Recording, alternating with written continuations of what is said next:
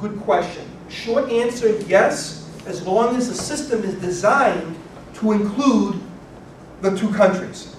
This is where the European Union emissions trading system, which we're going to talk about later today, and on Thursday we'll continue with it.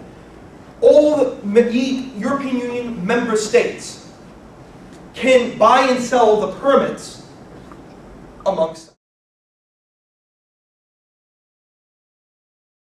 But it was through the small individualized classroom environment and that liberal arts experience, which I find here at Lynn University as well. And it's one of the main factors that attracted me to Lynn.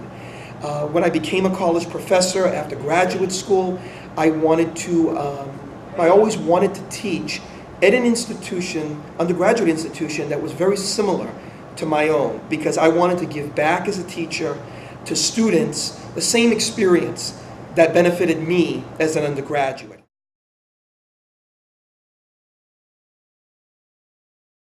Well, I teach primarily economics, which is my earned doctorate in that field. However, I'm a very interdisciplinary economist, which is something that is still in the 21st century as we proceed, a fairly rare commodity, if you will, in that my graduate training, although it was in the discipline of economics, it was also instilled within myself and other graduate students to essentially branch out, to understand that economics is a social science.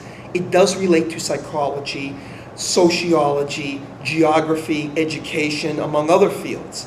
And therefore, although my area is primarily economics, I also teach in related disciplines such as international business, here through the College of Business and Management, applied statistics through the Department of Mathematics within the College of Arts and Sciences, and I also have recently begun a research collaboration with the Ross College of Education.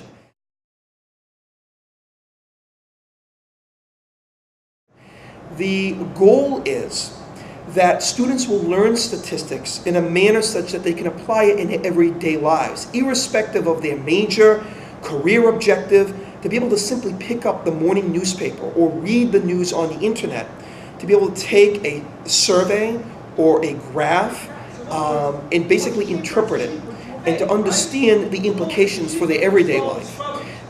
It may not be a case where the students will end up conducting their own surveys, but being able to, instead of being a producer necessarily of a survey, but rather, at the minimum, to be intelligent consumers of statistics in their everyday life. And that is an inherent goal of not only the specific course, Quantitative Reasoning 200, but of the entire quantitative reasoning component of the dialogues of learning.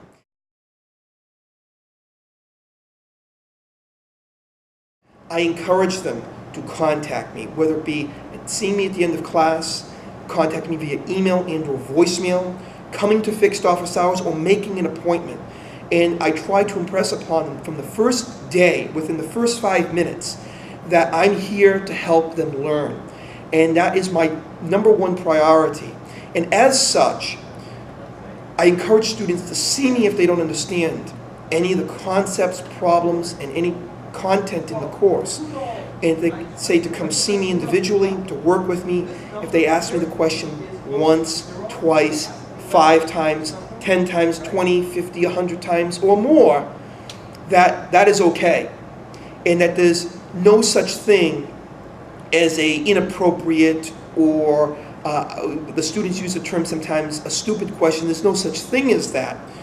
But I would rather they ask me the same question 20 times, and maybe that 20th time, finally it reaches a point of understanding, than to contain that doubt or that question and then have it further add or compound to their math anxiety.